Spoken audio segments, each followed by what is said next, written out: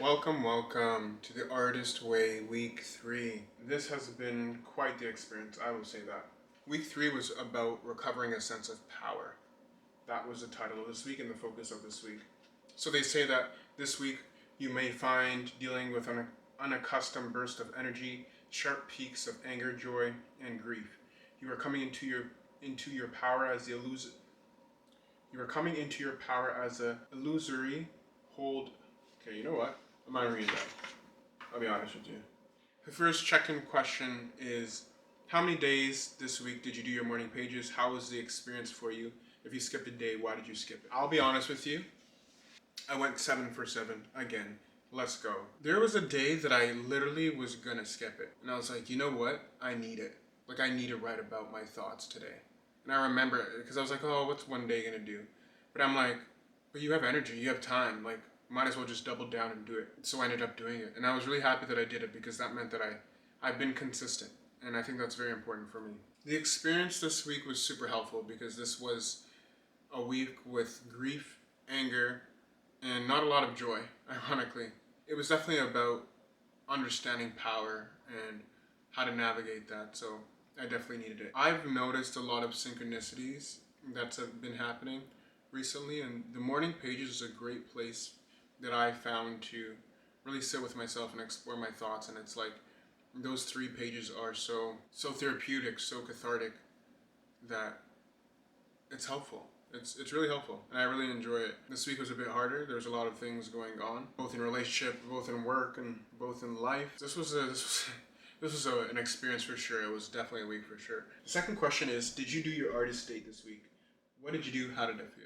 So I live in a city that I've never explored before. There's just like a notorious thing about the city of where I live. I don't know if I feel comfortable disclosing it, but yeah, there's just a reputation about the city that I live in, so I've never taken the time to explore the downtown. I've always passed by it and passed through it. And I've been there like once or twice, but like my family has lived here for like 13 years and I've never taken time to explore it. So I went to the square that they have downtown. I don't know why I put air quotes because it's actual square, and it was really cool to see like Russell Peters and like a lot of cool big figures in the Rose Theater that they have there, and I've never explored it, but I've always heard of it, and it's super iconic. And like, I think sometimes for me, I minimize a city because it's not the grandiose ones that everybody knows about, but like still being recognized in a city alone is a massive thing.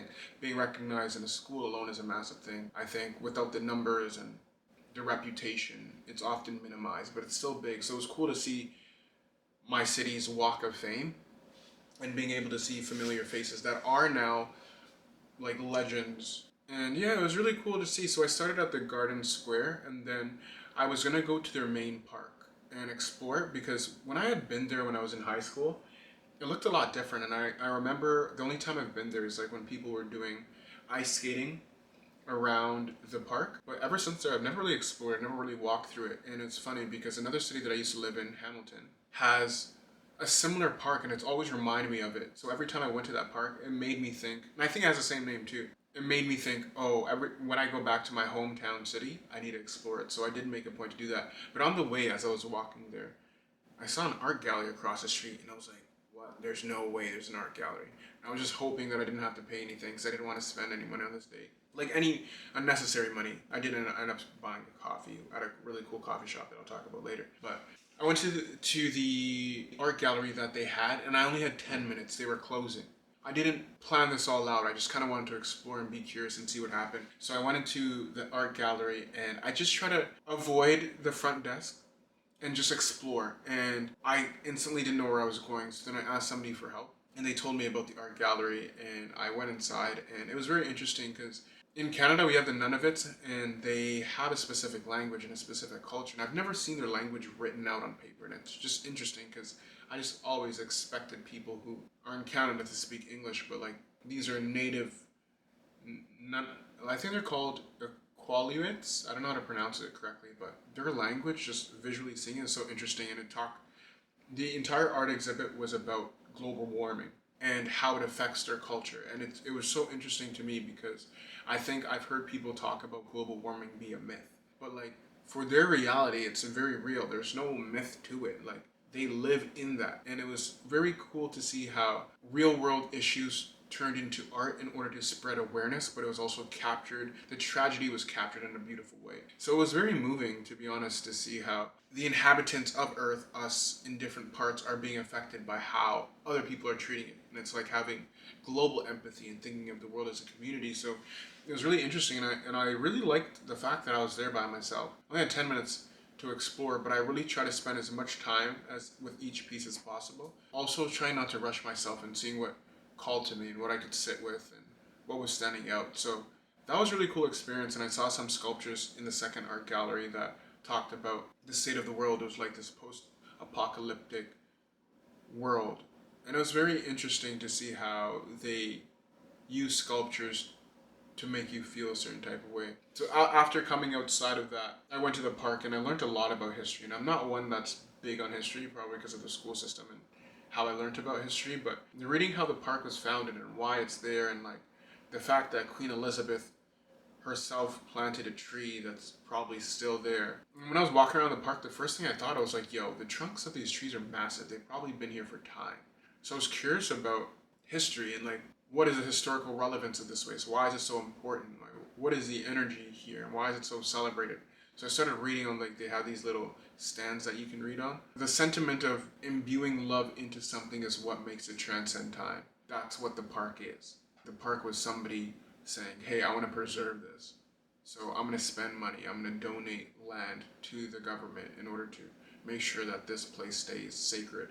So it was really cool to understand history from that lens and like the storytelling aspect of it and the relevance, and like, yeah, it can be boring because it's all facts, but like when you're in the place and you're not reading just from a book, it's a whole different experience. Another thing that I saw that was cool was there was a playground, and the playground had a material in the ground that when you stepped on it, it was like buoyant, it was bouncy. And it was so interesting because I accidentally stepped on it and I was like, whoa, that felt weird. But I realized the ground encourages play. It encourages the ups and downs and like the jumping aspect of playing. And I thought that was so smart to add to a park so that when kids step on it, it's like tactile and interactive and they feel connected to the environment. And I thought that was so cool. After that, I was like, I used ChatGPT to help plan certain spots, and I went into a weed, like it wasn't a weed store. It was called the Wee Shop, like WEE, and they sold the Wee Smoke Shop. That's what it was called, and I just went into it because it was like, can you go into this experience and try to see everything as art, all the obscure bongs and like lighters and shapes and stuff like that. So I was just curious. Went in there, didn't end up buying anything, but one thing interesting that happened is they had a bag of chips that rappers had created. Like I saw a Rick Ross chips bag and I saw a Migos one that I've seen them advertise in the past in like 2018 or something. And I was like, oh, that's probably an American. I'll never actually get to see it. I didn't actually purchase it and try it because the flavor was like sour cream and ranch, and I'm not really the biggest fan of that. But it was cool to see that I was wrong. It's closer than I think. Like it's not in your traditional convenience store. But for some reason, it was in that specific store that ChatGPT recommended. I would try those. I would actually try those to see how it tastes. And it's just so interesting to see that people are venturing into different industries to make a name for themselves. But yeah, after that, I walked down the street and went to a mural. And I saw murals across the street. And there's a lot of Brampton art. And it was really cool. I just said the name of my city without realizing. I didn't realize how much art and culture the city had. Like one of the marching band that played for the park, Gage Park, is one of the oldest active contemporary bands in all of Canada. Like that's crazy. And it's still active. And like when I was driving home, right beside the public library, there was the hall of where they practiced.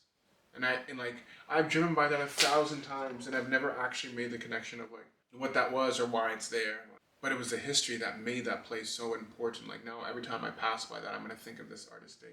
But apart from that, after I left Gage Park, there was a festival going on. It was called the Killmonger Music Festival. And I was about to walk by, and there was this guy speaking to a mic, and there wasn't a big crowd. It was like 6 people spread apart a wide field. It was interesting because people were there, but there wasn't a lot of people. But he didn't speak as if nobody was there. He was still talking to them. And at one point, when he was talking, he started talking about how a seed needs to die in order for the plant to grow.